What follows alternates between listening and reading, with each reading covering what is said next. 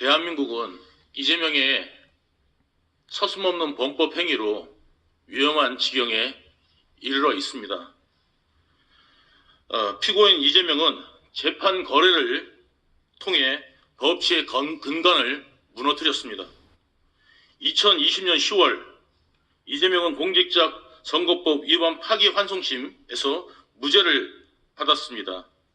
1심에서 무죄, 2심에서 벌금 300만 원을 받고 처벌 직전까지 갔던 것을 뒤집었습니다. 내가 1심 판사한테 180억을 썼어.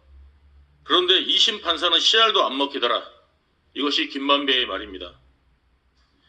2심에서 씨알도 안 먹혔던 것이 어떻게 대법원에서 뒤집어졌을까요? 판결 전 로비스트 김만배가 비타 500 음료 박스를 들고 권순일 대법관을 8번을 찾아간 후에 뒤집어졌습니다. 이후 대법관을 그만둔 권순일은 김만배의 회사인 화천대유에서 매월 1,500만 원, 연간 2억 원의 상당의 고문료와 별도의 급여까지 지급받았습니다. 그리고 50억 클럽에 가입이 되었습니다. 판결 전 쌍방울을 전담해 이재명의 심부름하던 수와 백종선은 여기저기에 떠들고 다녔습니다. 권순일에 야쳐놨으니까 문제없을 거라고. 김만배한테도 저는 똑똑히 들었습니다. 권순일이 알아서 다 해줄 거라고. 대한민국에 유례가 없는 이 판결은 많은 사람들이 의아해했습니다. 이 사건은 단순히 사회 거래만의 문제가 아니라 쌍방울 변호사비 대납 사건 그리고 대북 송금과도 밀접한 관계가 있습니다. 그 심부름을 했던 사람이 바로 백종선입니다. 대장동 사건에 대해서 간략히 말씀을 드리겠습니다. 이 사건은 복잡해 보이지만 매우 심플합니다.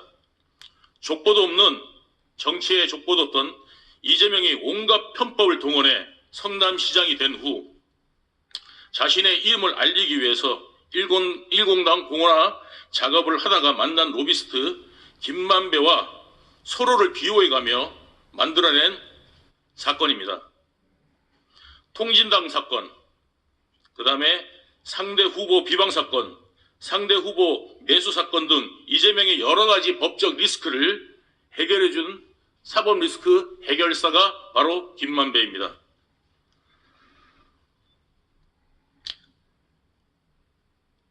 이 김만배와 의기투합해서 정치자금을 만들려고 했던 사건이 바로 대장동 사건입니다.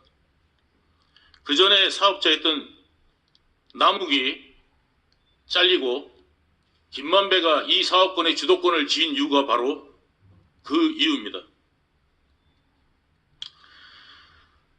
이재명의 비호 없이는 결코 불가능한 일입니다. 이 책에 제가 자세히 써놓았습니다. 그리고 이재명은 주장합니다.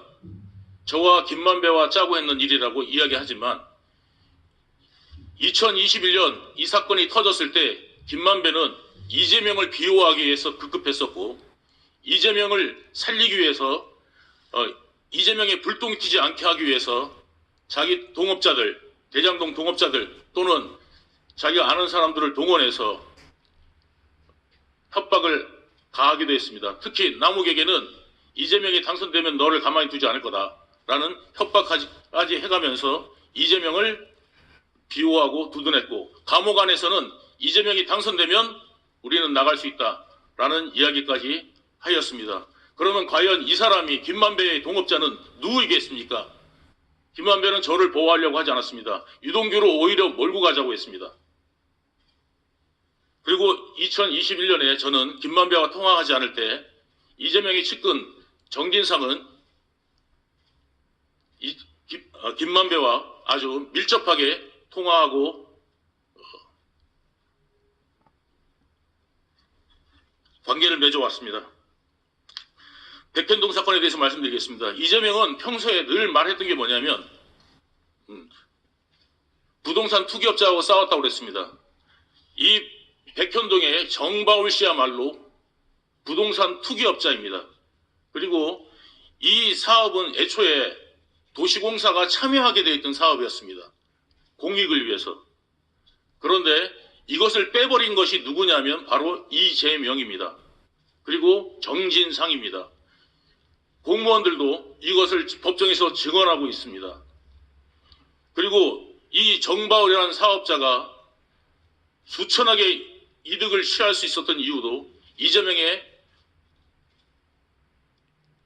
권한인 용도 변경의 권한을 가지고 비호 아래 일어날 수 있었던 사건입니다.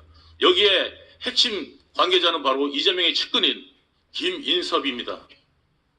여기에 또 한 김인섭이라는 마리오네트가 등장하게 되는 것입니다. 이것을 저는 이재명한테 들었습니다.